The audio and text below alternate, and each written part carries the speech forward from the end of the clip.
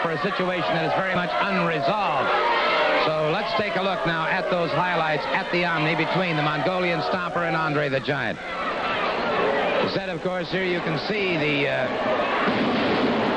action that's going on. Andre the Giant, the 8th wonder of the world. The Mongolian Stomper, who's a national heavyweight champion, is billed by his manager, Don Carson, as the 8th wonder of the world.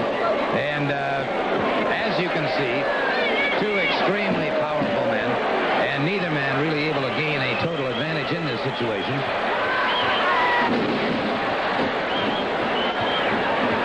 One of the few times you'll ever see Andre the Giant on the canvas, and you see it here against the national heavyweight champion, the Mongolian Stomper. Andre the Giant having his problems now as the Stomper pressing with everything that he has available. Lashing out with a foot to the midsection. Andre the Giant back up against those ring ropes. The Stomper again closes in. But there you see the great strength, the great perseverance of Andre the Giant, on which the Stomper caught him with a size 20. And I checked with him. Those are size 20 shoes that he wears.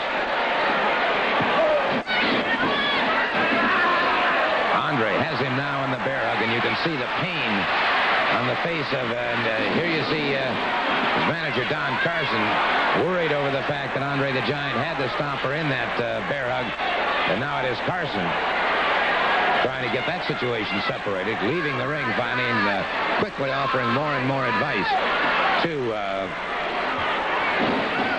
the Stomper. Andre the Giant back to the canvas once again. Andre the Giant at 447 pounds, 7 feet 4 inches tall, originally from Grenoble, France. Andre powers him off, and the Stomper, who claims to be the 8th wonder of the world, according to his manager, Don Carson, now pressing his advantage all the way. And on his knees, Andre the Giant is almost as tall as an average man.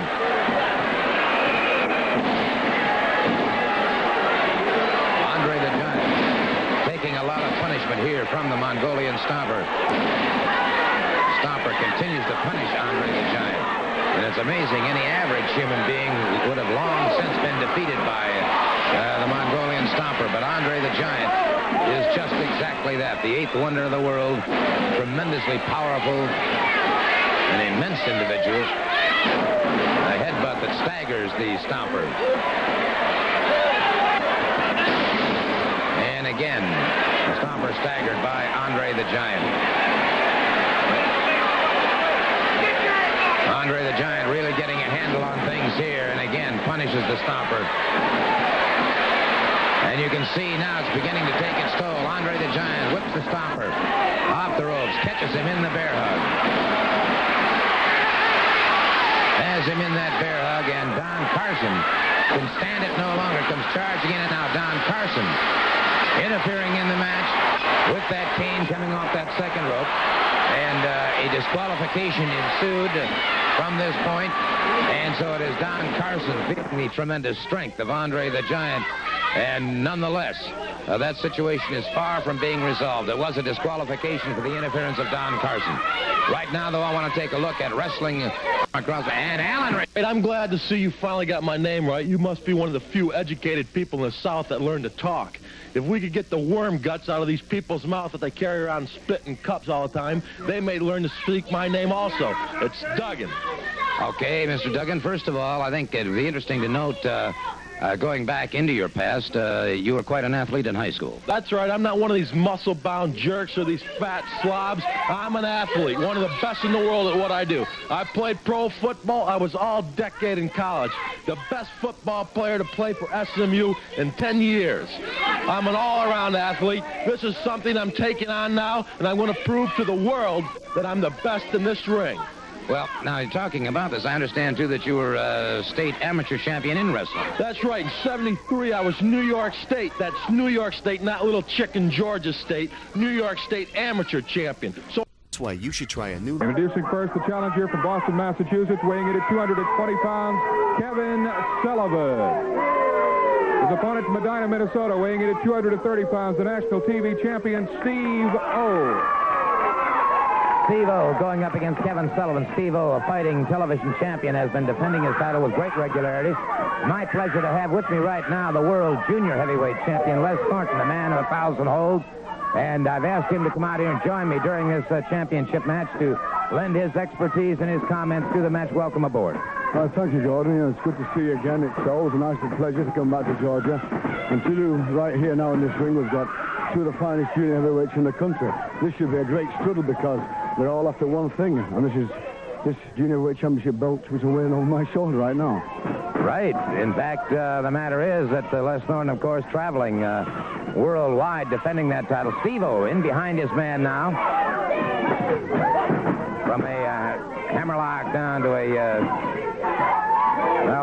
back heel and took him down. Very nice. Now Steve-O being countered very nicely by Kevin Sullivan. Into the ropes, the referee calls for the break. Yeah, well, I think Kevin, he's in the greatest shape I've ever seen him. I believe he's going to the competitions now, and his wrestling, since he's got his body as good as it is now, his wrestling is improved, and even though he's a little bit lighter, his wrestling skills great. Certainly no question about that. Kevin Sullivan misses with an elbow. That's a good cross-body block by Steve-O. Sullivan powers out. Like you said, though, he does have tremendous muscular definition and conformation. That's right. Well, Steve's a lot bigger now, and he was lucky to get away with that dive across crucifix he got there. But now Sullivan has got, he knows he's an old dog. He knows what he's doing. He's going in there. He's hooked in the leg now. Has to take a lot of weight off his headlock, and he's pushing away. It's a way of doing it to get out of it. I think Sullivan knows what he's doing, as you said, and he's going to try and push him off now. Went for the hip toss, missed him, reversed it, and did a backslide on it. That's a very good move. Was indeed. Good thinking on the part of Steve-O. Back on their feet, both men watching each other carefully. Remember, once again, the National Television Championship on the line in this match. Kevin Sullivan, former champion, trying to get a head scissors on Steve-O, trying to break up that side headlock.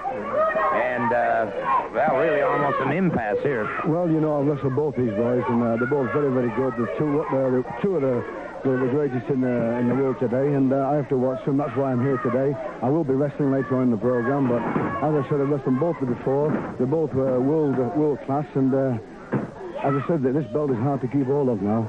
And my one aim now is to watch everybody, look at everybody, and just make sure no one gets one up the shove on me. That's an interesting thing. There are probably more junior heavyweights competing before. Well, it's never been known now. Since this last year, this belt has come into recognition, and even Louisiana now has owned a tournament for junior heavyweight. And you've got down in Florida there, three of the greatest junior heavyweights. He put in his two with Graham, Matsuta, and McGee. And I know every time I go down there, I'm always lucky to scrape out of Florida alive. Les Thornton, the world junior heavyweight champion, and it is Kevin Sullivan now with the head scissors on Steve-O. And Sullivan has really been aggressive in this match. Yeah, well, he knows what he's doing. He's got to win this. He's got them side scissors there. He's got the pressure on. It's very hard to get out of. But I think if Steve thinks a little bit now and tries a handstand or to take the ankles, he might get out of it. He's coming through now with a counter to pin Sullivan right now. Steve-O bringing the pressure back on Kevin Sullivan. Sullivan now with those shoulders on the canvas and able to roll out into the ropes, and the referee calls for the break. Steve-O, the national television champion, defending his title. Time is on Steve-O's side, of course. If it goes the time, he retains the title. Well, I'd watch if I was Steve-O, because Sullivan can pull a few little tricks out of his bag that shouldn't be there in the ring. And right now, Sullivan's getting riled up. I think he'll start bringing a few out. I'm surprised that Steve-O threw a punch and there was no reach for it. Sullivan smashed into that turnbuckle now on Steve-O. Arm whips, but a reversal by Sullivan. Lovely movie flip, reverse. Body press, reversed it again and pulled him through. It's good wrestling. It's certainly good wrestling. No question about that. And it's Sullivan again trying to press that advantage on Steve-O. Steve-O caught with a hard right hand. And it is Steve-O off the ropes, caught with an elbow to the chest. Sullivan crashing down across the chest. Sullivan's hurt. He's in great shape of Sullivan now. Now he's got the arm bar, applying the pressure. You can see every muscle in his body is Every muscle he's got there is really accentuated now. He's in the greatest shape I've ever seen him. Maybe he's after taking this roll belt more than I thought he was going to do. Well, that's it. Les Thornton, who knows that he is a target of every junior heavyweight in the world today because he is the champion. And obviously, under a tremendously arduous schedule defending that title against the very finest competitors all over the United States and the rest of the world. Well, yes, that's true. You see, you've got Fujinami now of Japan.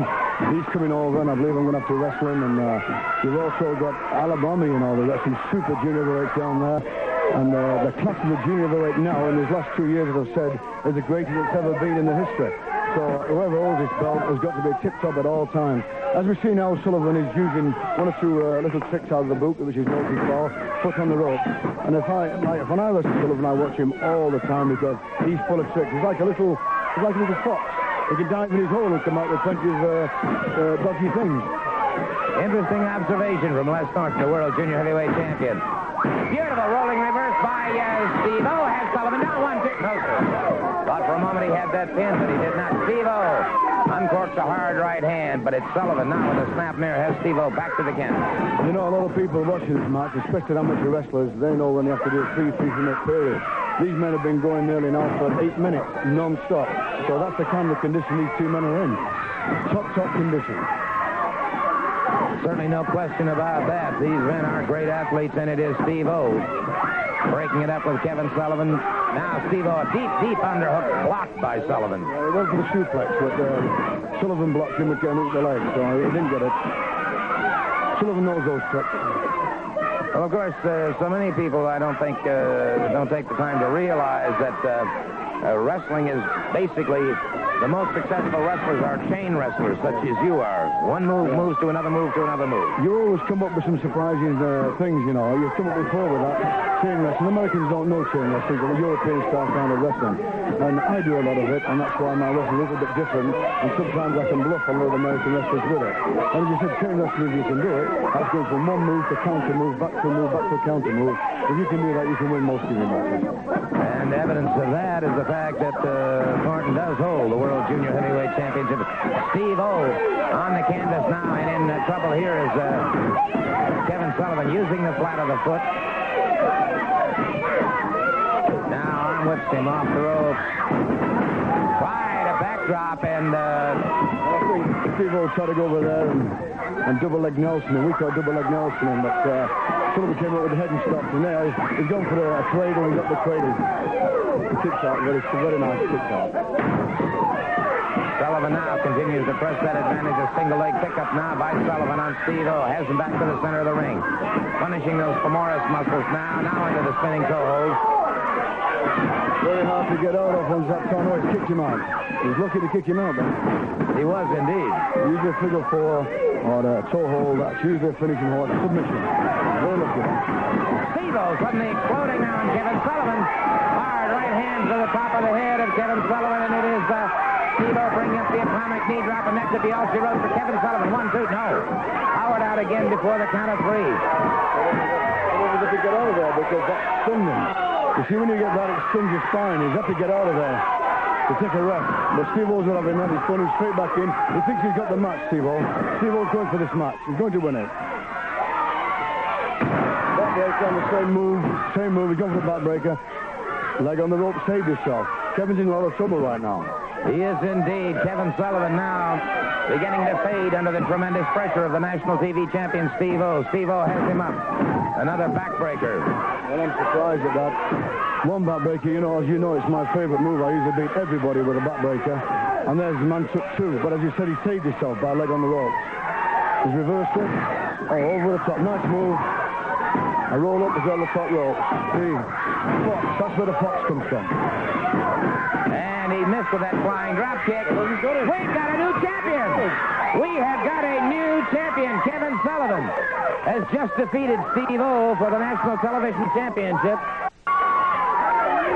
Jordan, as you and Professor Haskin have said many times, the cream will come to the top. As you have said before, I am the best. I am the best wrestler on national TV because I am your champion, and don't you forget it. Moments right now.